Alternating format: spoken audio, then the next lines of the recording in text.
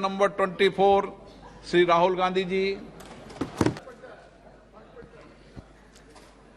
सबसे पहले मैं आपका धन्यवाद करना चाहता हूं कि आपने मुझे लोकसभा में रीइंस्टेट किया।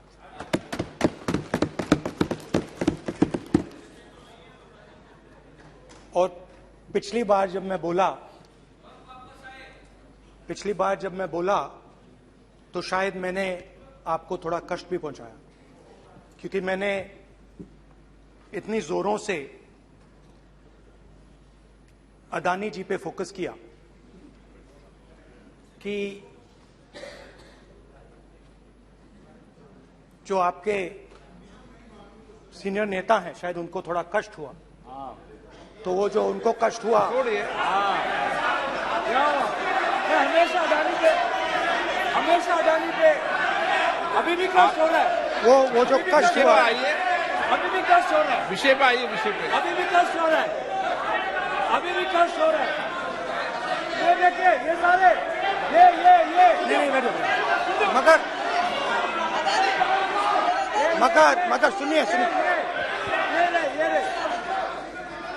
तो वो जो कष्ट हुआ, 1 2 3 4 5 उसका असर शायद आप पे भी थोड़ा हुआ। तो इसके लिए मैं आपसे माफी मांगता हूं, मगर मैंने सिर्फ सच्चाई रखी थी। मगर आज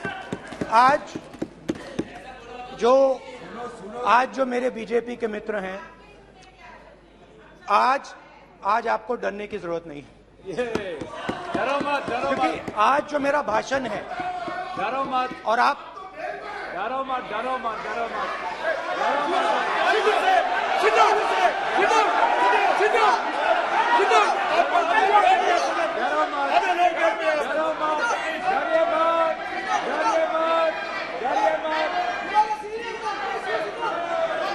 स्पीकर सर, अरे बैठे ब्रदर।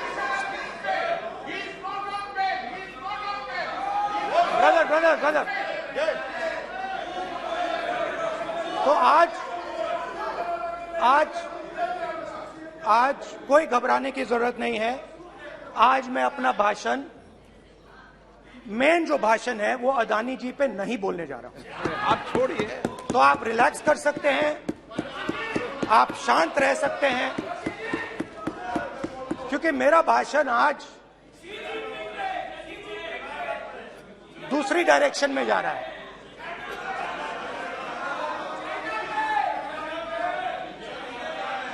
रूमी ने कहा था जो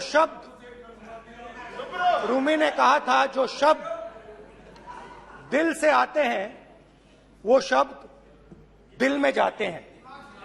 तो आज मैं दिमाग से नहीं बोलना चाह रहा हूं, मैं दिल से बोलना चाह रहा हूं।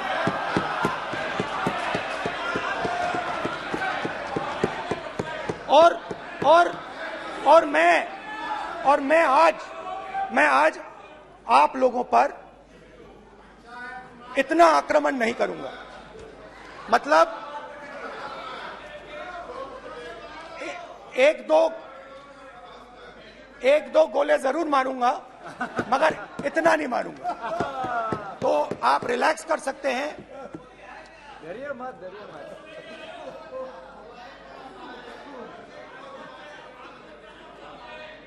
अरे रक्षा मंत्री जी, आज संभाल लेंगे आप लोग।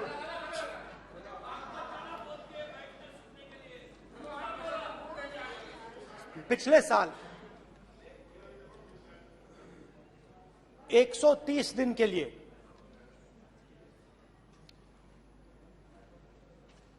मैं भारत के एक कोने से दूसरे कोने तक गया। अकेला नहीं, बहुत सारे लोगों के साथ।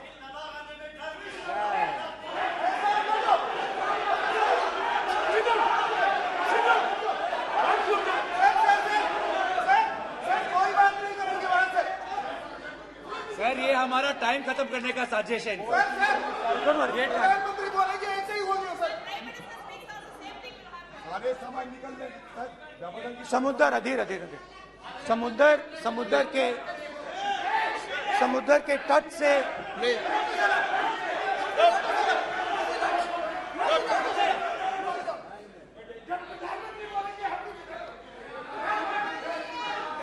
माननीय सदस्य प्लीज प्लीज ऐसे धमकाने का बात की मत बोलो यहाँ पे यहाँ पे बोलिए,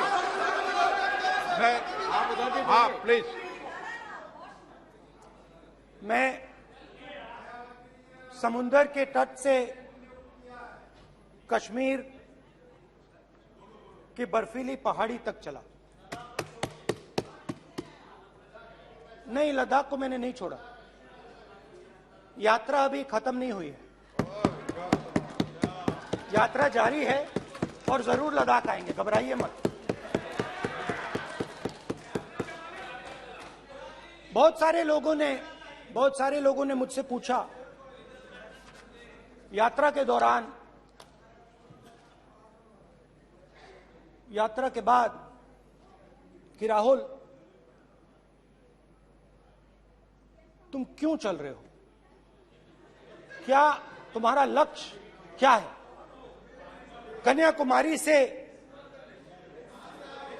कन्याकुमारी से कश्मीर तक क्यों जा रहे हो। और जब वो मुझसे पूछते थे, शुरुआत में मेरे मुंह से जवाब नहीं निकलता।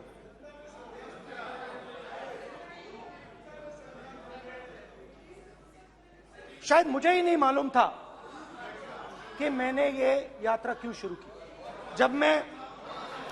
जब मैं कन्याकुमारी से शुरू हुआ, मैं सोच रहा था मैं हिंदुस्तान को देखना चाहता हूं, समझना चाहता हूं, लोगों के बीच में जाना चाहता हूं, मगर गहराई से मुझे मालूम नहीं था।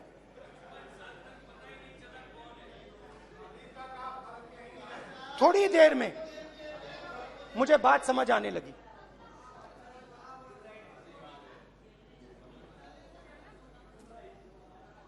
जिस चीज से मुझे प्यार था,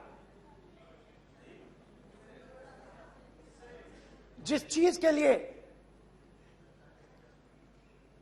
मैं मरने को तैयार हूं, जिस चीज के लिए मैं मोदी जी की जेलों में जाने को तैयार हूं, जिस चीज के लिए मैंने 10 साल हर रोज गाली खाई, उस चीज को मैं समझना चाहता था। ये है क्या जिसने मेरे दिल को इतनी, भाई आप रनिंग कमेंट्री बंद करो नहीं तो हम भी चालू करेंगे। सुनने का आप धैर्य रखो। जिस चीज ने मेरे दिल को इतनी मजबूती से पकड़ रखा था, उसको मैं समझना चाहता। शुरुआत में जैसे मैंने शुरू किया, सालों से मैं हर रोज 8-10 किलोमीटर दौड़ता हूं, तो मेरे दिमाग में था कि अगर मैं 10 किलोमीटर दौड़ सकता हूं तो 25 किलोमीटर चलने का क्या मतलब, कोई बड़ी बात नहीं। ये मैंने सोचा था। आज मैं उस भावना को देखूं तो वो अहंकार था कि मैं ये कर सकता हूं, ये कुछ नहीं है। तो मेरे दिल में उस समय अहंकार था।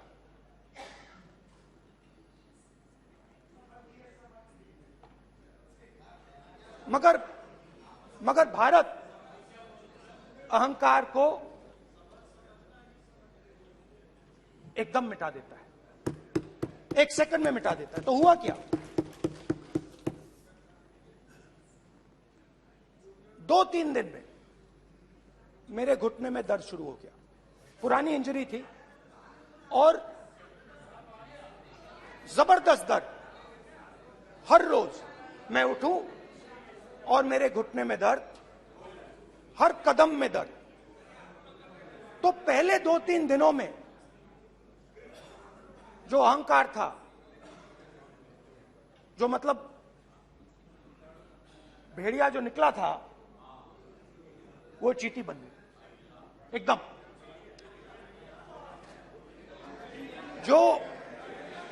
जो हिंदुस्तान को अहंकार से देखने निकला था, वो पूरा का पूरा अहंकार गायब हो गया। और रोज मैं डर डर के चलूं कि क्या मैं कल चल पाऊंगा। ये मेरे दिल में डर था। और जब भी ये डर बढ़ता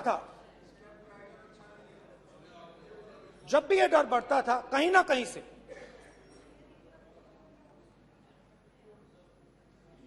कोई ना कोई शक्ति मेरी मदद कर देती।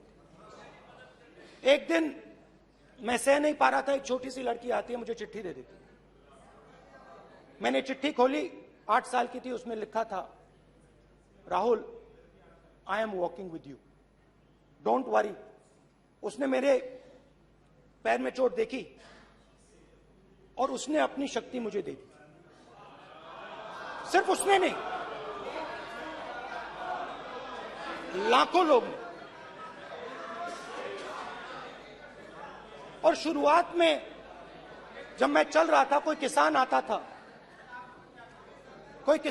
था, मैं एकदम पहले उसको अपनी बात बताता था कि आपको ये करना चाहिए, आपको इस प्रकार से काम करना चाहिए। मगर इतने लोग आए, हजारों लोग आए, कि थोड़ी देर में मैं बोल नहीं पाया। जो मेरे दिल में बोलने का डिजायर था, वो बंद हो गया। बोल ही नहीं पाया, क्योंकि इतने लोगों से बोलना था। और एक सन्नाटा सा छा गया, भीड़ की आवाज थी, भारत जोड़ो, भारत जोड़ो, भारत जोड़ो। और जो मेरे से बात करता था, उसकी आवाज में सुनता गया।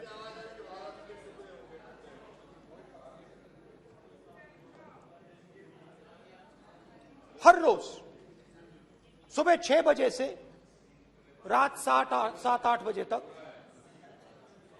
आम आदमी, गरीब, अमीर, बिजनेसमैन, किसान, मजदूर, सबकी आवाज।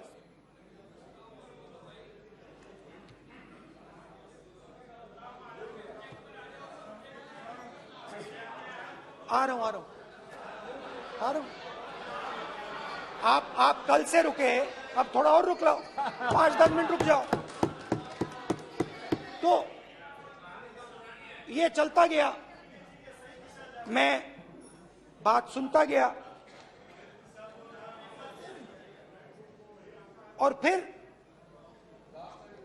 मेरे पास एक किसान आया, और किसान ने हाथ में रुई पकड़ी हुई थी, और उसने मुझे कहा, अध्यक्ष महोदय, उसने मुझे कहा, मेरी आंख में देखकर उसने मुझे अपना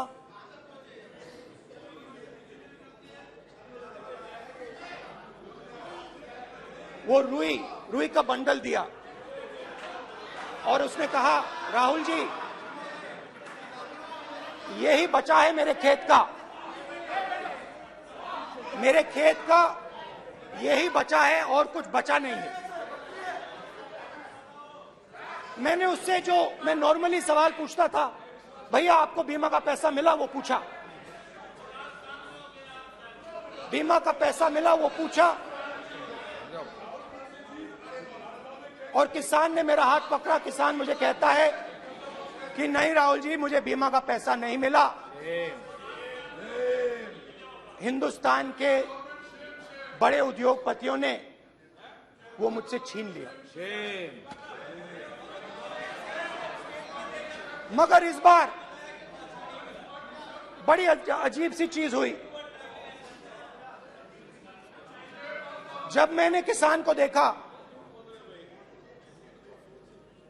और वो मुझसे बोल रहा था, तो जो उसके दिल में दर्द था वो मेरे दिल में आया।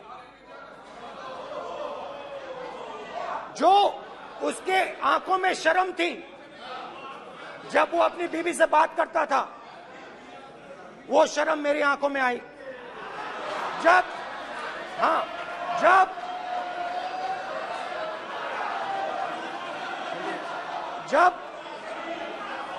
उसकी जो भूख थी वो मुझे समझ आई। और उसके बाद यात्रा बिल्कुल बदल गई। मुझे भीड़ की आवाज नहीं सुनाई देती थी, मुझे सिर्फ उस व्यक्ति की आवाज सुनाई देती थी जो मेरे साथ बात कर रहा था। उसका दर्द, उसकी चोट, उसका दुख, मेरा दुख, मेरी चोट, मेरा दर्द बन गया। समझने की कोशिश करो।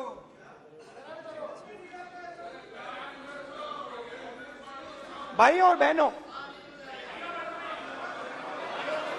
लोग कहते हैं कि ये देश है,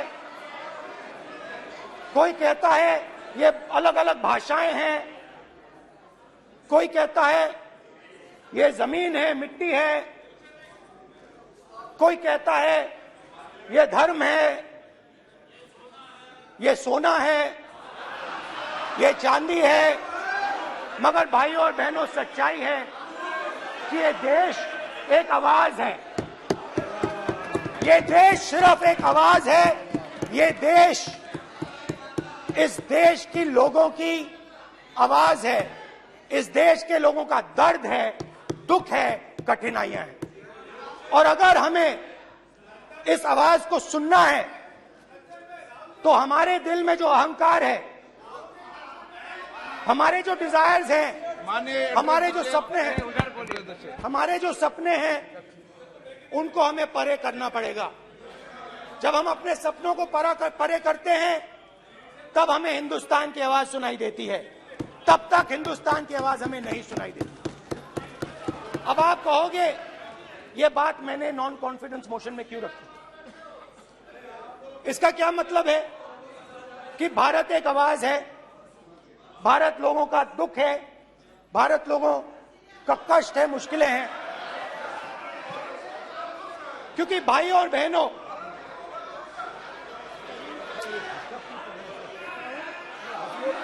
अध्यक्ष महोदय, अब पूरा सूद समेत जवाब तुमको मिलेगा। फिर पूरा सूद समेत जवाब देंगे सर। फिर आप हमें मत रोकेगा सर। अध्यक्ष महोदय, फिर आप हमें मत रोकेगा सर।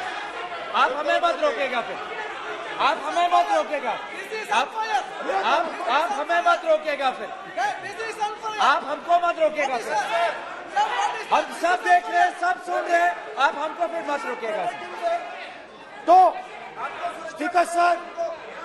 स्पीकर सर, भारत एक आवाज है।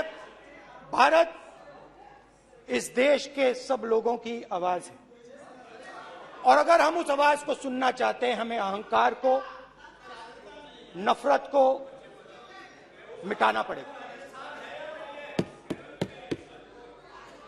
स्पीकर सर,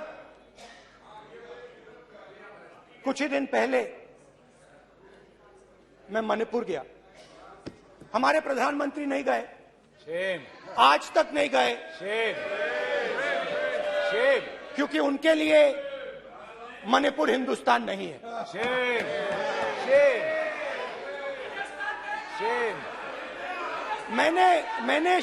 मैंने मणिपुर शब्द प्रयोग किया, मगर आज की सच्चाई यह है कि मणिपुर नहीं बचा है। मणिपुर को आपने दो भाग में कर दिया है। मणिपुर को आपने बांट दिया है, तोड़ दिया है। मैं मणिपुर में रिलीफ कैंप्स में गया। रिलीफ कैंप में आज जा रहा हूं,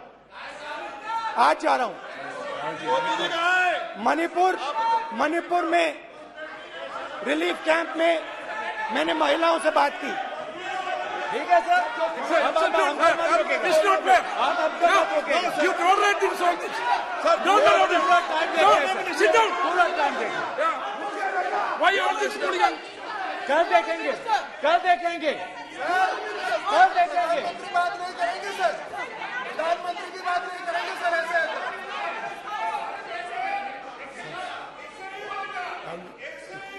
सूद समय मैं जवाब मणिपुर मिलेगा। गया और मणिपुर के कैंप्स में मैंने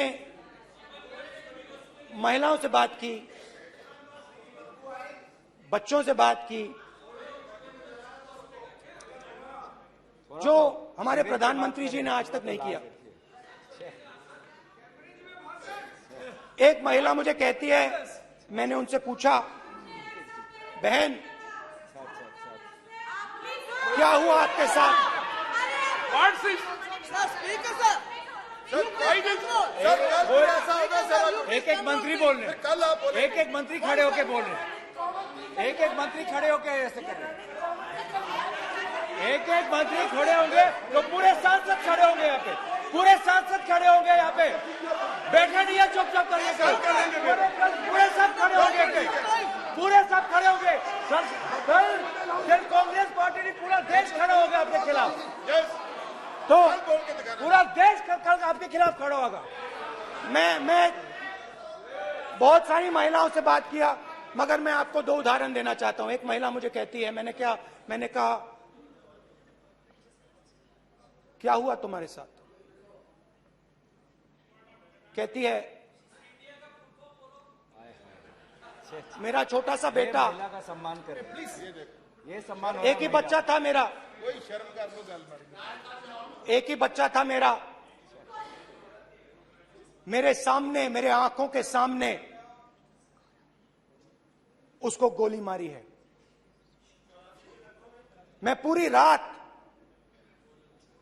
आप सोचिए,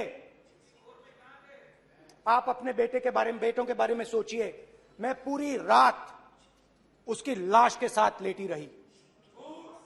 झूठ नहीं, झूठ आप बोलते हो, झूठ मैं नहीं बोलता हूं। मैं पूरी रात उसकी लाश के साथ लेटी रही और फिर मुझे डर लगा, मैंने अपना घर छोड़ दिया, जो भी मेरे पास था वो मैंने छोड़ दिया। मैंने उनसे पूछा, कुछ तो लाई होगी? कहती है, नहीं, सिर्फ मेरे जो कपड़े हैं ये मेरे पास हैं। और फिर इधर उधर ढूंढती है और एक फोटो निकालती है और मुझे कहती है, यही मेरे पास अब बची है।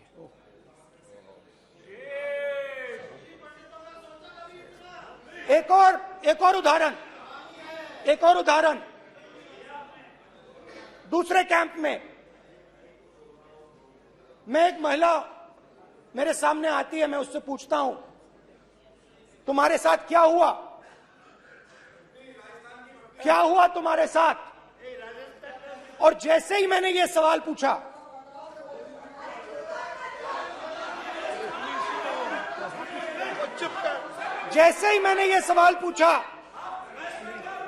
आप महिला का दर्द नहीं सुन सकते, महिला का दर्द नहीं सुन सकते, महिला का दर्द सुनने का आपका धैर्य नहीं है। महिला का दर्द नहीं सुन सकते, महिला का दर्द नहीं सुन सकते। जैसे ही मैंने उससे ये सवाल पूछा, बैठो, जैसे सर, जी सर,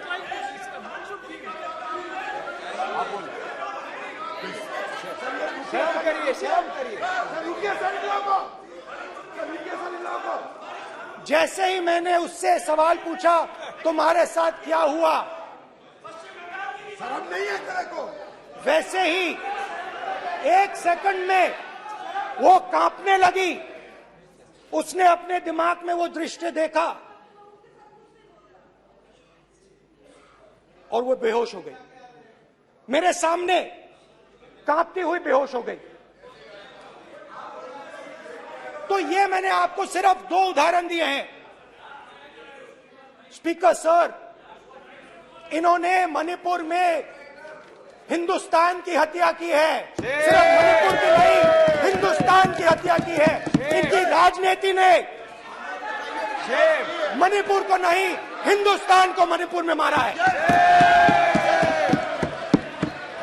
हिंदुस्तान को कत्ल किया है, हिंदुस्तान का मर्डर किया है मणिपुर में।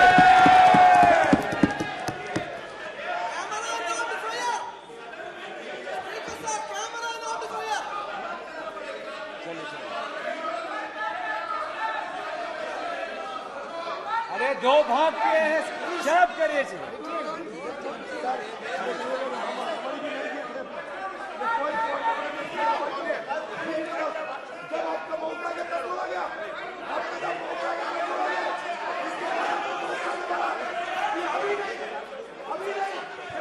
माननीय सभी सदस्यों से कहूंगा शांति रखें, प्लीज प्लीज।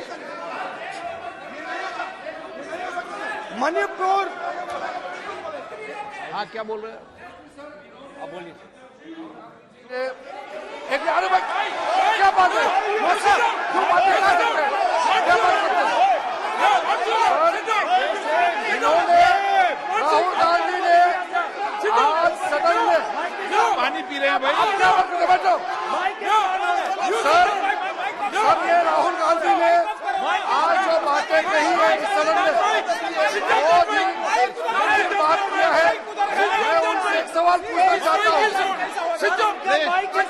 7 दशक तक चारों लोगों को नॉर्थ ईस्ट में किए हुए हैं, इसका जिम्मेदार कांग्रेस पार्टी है। राहुल गांधी को माफी मांगना चाहिए। राहुल गांधी का कांग्रेस पार्टी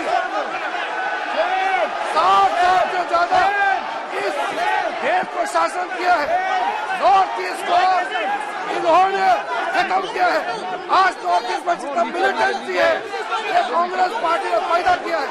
क्या बात करते हैं? अपना बात करते हैं। आज नॉर्थ ईस्ट में सारा मिलिटेंट ग्रुप है, सारा कांग्रेस पार्टी की वजह से चला हुआ है।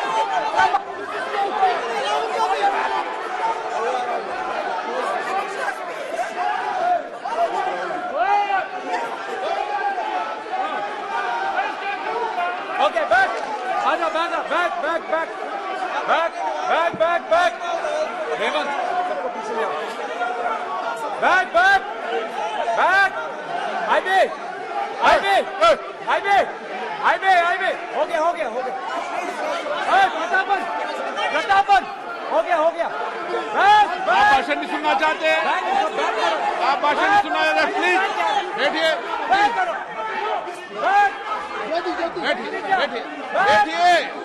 प्लीज बैठिए, प्लीज बैठिए,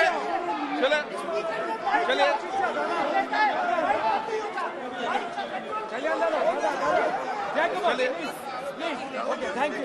थैंक यू।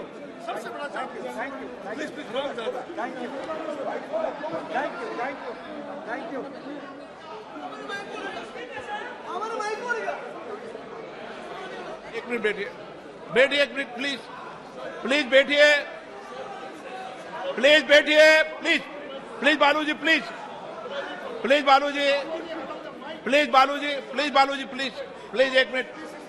एक मिनट प्लीज बैठिए।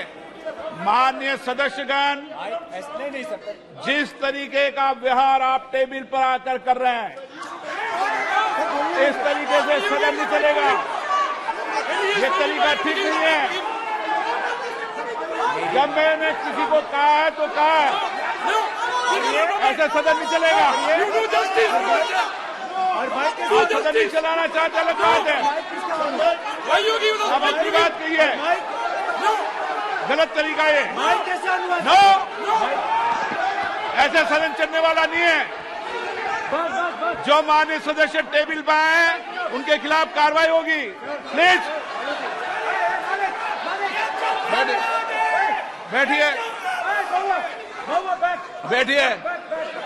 बैठिए, आप भी बैठिए। माननीय मंत्री जी, प्लीज बैठिए। भारत सदन है, माता, प्लीज बैठिए। भारत माता, प्लीज बैठिए। Please brother.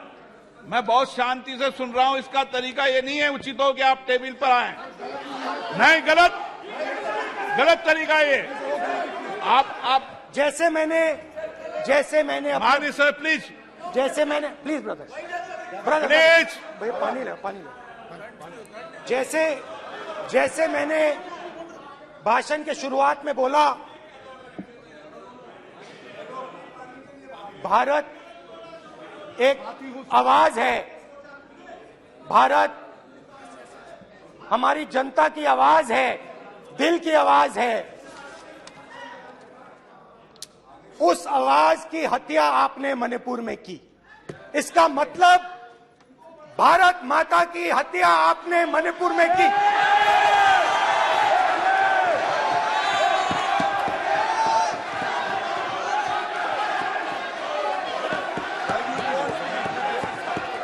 भारत माता को आपने मणिपुर के लोगों के मारा। आपने मणिपुर के लोगों को मारकर भारत की हत्या की है। आप देशद्रोही हो, आप देशभक्त नहीं हो, आप देश प्रेमी नहीं हो, आप देशद्रोही हो। आपने देश की हत्या मणिपुर में की। प्लीज एक मिनट प्लीज बैठिए। प्लीज बैठिए। अब सवाल आप उठता है, बैठना चाहते नहीं बैठना चाहते? आप बैठना चाहते नहीं बैठना चाहते? इसीलिए आपके प्रधानमंत्री चाहते आप? मणिपुर में नहीं मैं जा कह रहा हूं, सकते बैठिए आप हैं, क्योंकि उन्होंने प्लीज देश की हत्या की है। मणिपुर में हिंदुस्तान की हत्या की है, भारत माता की हत्या की है। मणिपुर के लोगों के दिल में। प्लीज एक मिनट बैठिए। आप तो सवाल उठता है, एक मिनट बैठिए। एक मिनट आप भी विराजे। आप भी विराजो। आप बैठिए सही। नहीं बैठिए, रहने दो। आप बैठिए आप प्लीज बैठिए। आप प्लीज आप बोल रहे फिर। आप भारत माता के रखवाले नहीं एक हो, मिनट माननीय सर। आप भारत माता के हत्यारे हो। प्लीज माननीय सदस्य प्लीज माननीय सदस्य प्लीज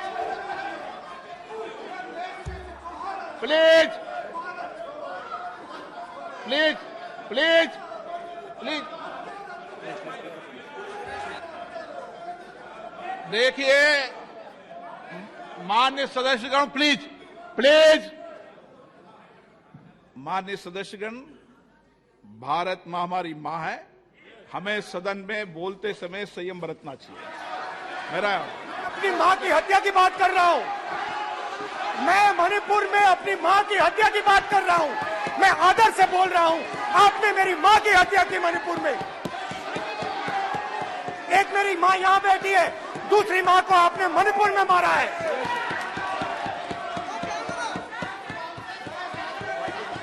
और हर रोज जब तक आप हिंसा को बंद नहीं करोगे, तब तक आप मेरी मां की हत्या कर रहे हो। हिंदुस्तान की सेना मणिपुर में एक दिन में शांति ला सकती है। हिंदुस्तान की सेना का प्रयोग नहीं कर रहे हो, क्योंकि आप हिंदुस्तान को मणिपुर में मारना चाहते हो।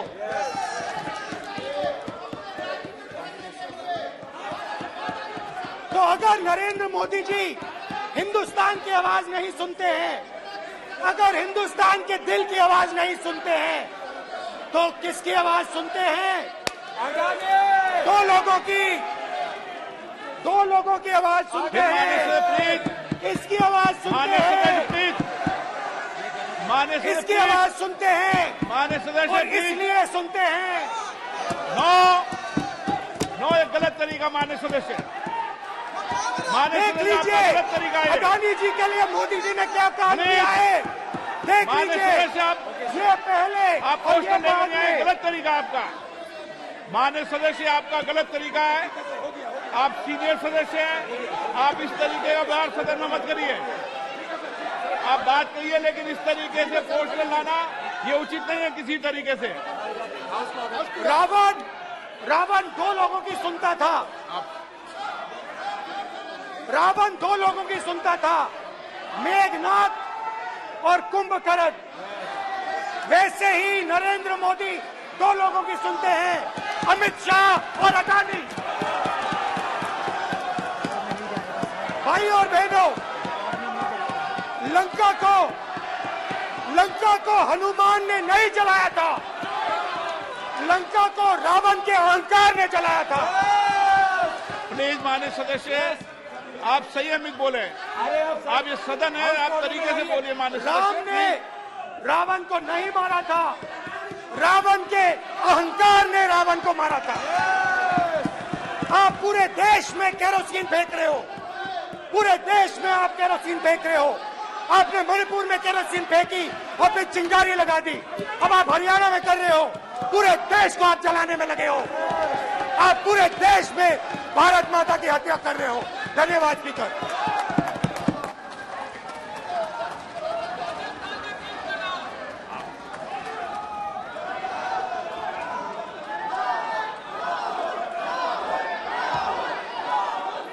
आप सदन में किस तरीके का बोलना चाहते हैं? ये सदन है माननीय सदस्य, संसद है। प्लीज बैठिए, प्लीज बैठिए।